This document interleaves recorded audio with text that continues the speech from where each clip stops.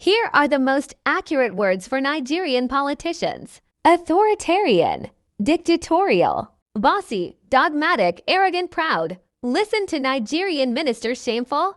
That is about the coastal highway. Minister, yes, Minister, I would like to interject. This monologue is quite long.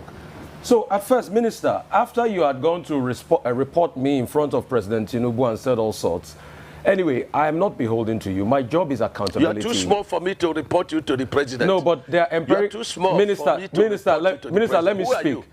Who are you for me to report you? Minister, let me speak.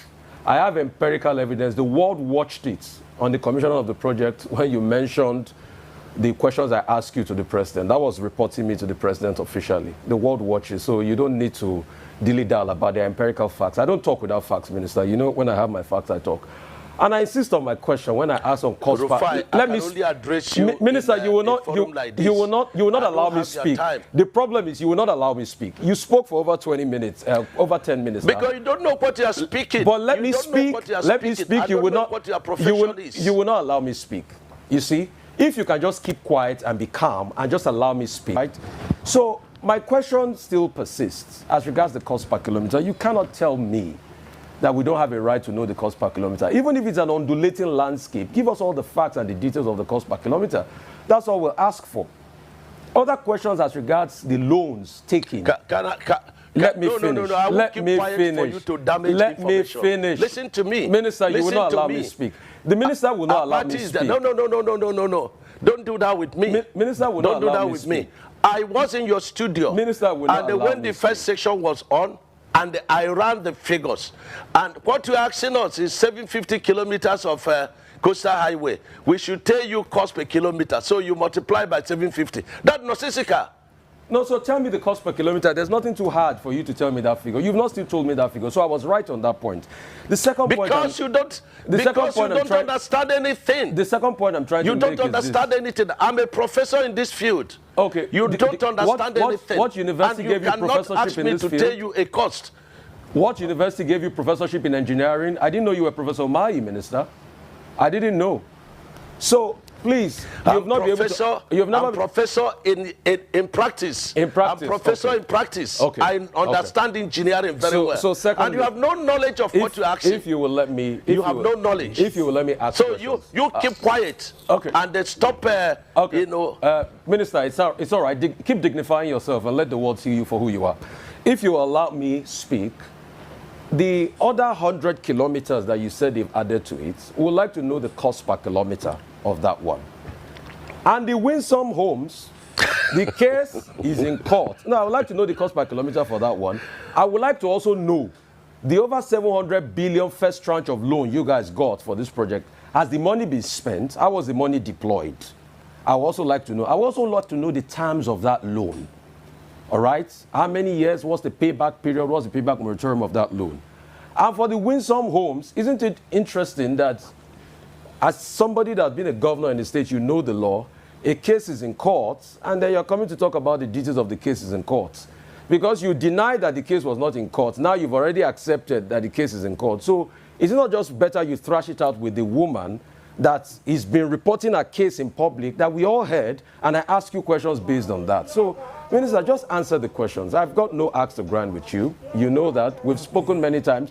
In fact, when your people called to book, I booked them, and I said you should come on air. So please just tell us those information. It's very important, Minister.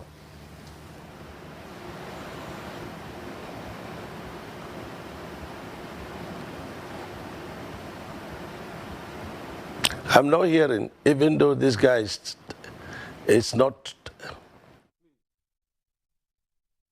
Yes, you know, in certain cases in court, you say, you know, you do no case submission. Rufai does not know what he's talking. And I think he should come to learn, you know, one, how to talk. Number two, Mayo. Answer the question. How have the loan been spent? What's the cost per kilometer of these new 100 kilometers? How much is it going to cost? And how has the cost been spent? All right, Minister Mahi, you have the floor now to please respond to the questions that have been posed to you. Okay. Number one, you know, this guy makes me, it makes me, to laugh. at a very high level of ignorance. I was in Edo State, and I said, listen, the president has directed, 100 kilometers of the coastal highway to pass through Edo State. And this man is asking me how much per kilometer. This 100 kilometers has not been designed. There has not been a soil report on it. And so why are you asking me, is it to name a child or to do a birthday for a child that is still in the belly of, a mother? That's what he said. So, and he's doing it, what is the cost per kilometer? What is the cost per kilometer? Listen, in this kind of project, you are not dealing with a cost per kilometer. You can't say this is an average cost per kilometer. So I'm teaching you English now. You can talk about an average cost per kilometer because every 1 kilometer is different in cost from the other kilometer. So you can talk about cost, average cost per kilometer. Now, Rufai, that project has not been designed. The soil report is not out. That process is ongoing. And when that is done, the ministry will do their own, evaluation. We now go to BPP and ask for selective tendering of the project. And when people have tendered, then we will now evaluate and send back to BPP. BPP will now evaluate and we send back to Federal Executive Council. It is at the end of Federal Executive Council approval that will be able to say this project is costing this amount and the average cost is this amount. Did I answer you? Okay, so you have not designed that project, yes. What about the cost per kilometer of the one you have done thus far? Can you also tell us the details of the cost per kilometer and the over 700 billion Dutch bank loan? Can you also tell us more about that? Has that loan been used? What part of that loan have been used? And what are the terms of that loan?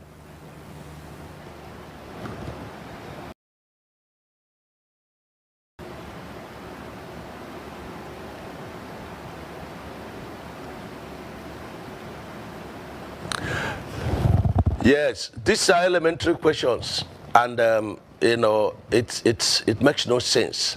A process is ongoing, payments is being made, and you are saying, how has this money been utilized? The money is meant for the project, and the money will be paid according to work done.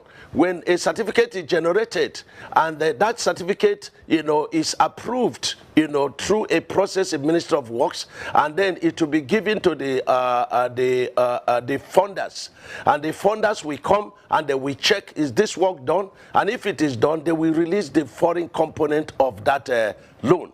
That is the process. And if I have to continue to teach Rufai this profession, then there must be payment for it. Because it's darkening counsel without knowledge. So the cost per kilometer of the work done thus far, Minister Minister. Cost per kilometer of the work done thus far. This is elementary. How can you be asking for cost per kilometer in the process of construction?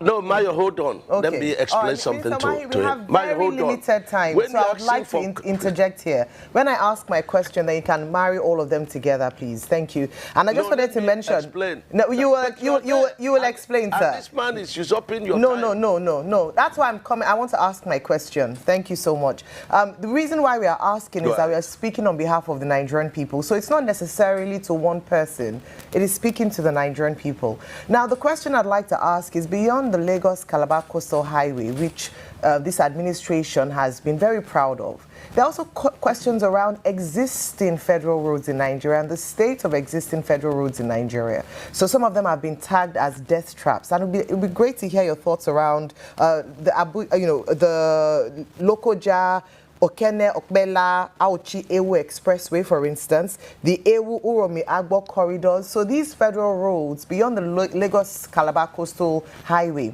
what are your plans in terms of maintenance, in terms of fixing, so that we don't lose Nigerians on these roads as a result of the state of them?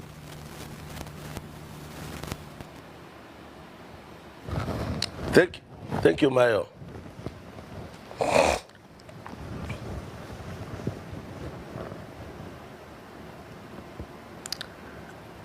Can you? Yeah, okay. We can hear you. This is a very, it's very good question and it's very useful, and it's a question to help the country. Number one, we've been in office about 2 years plus, And every part of this country, the federal route is calling for attention. And the question is, will this road destroyed to this level just within the past 2 years that Mr. President came, in office? Please like, comment, subscribe, and share. Stay blessed.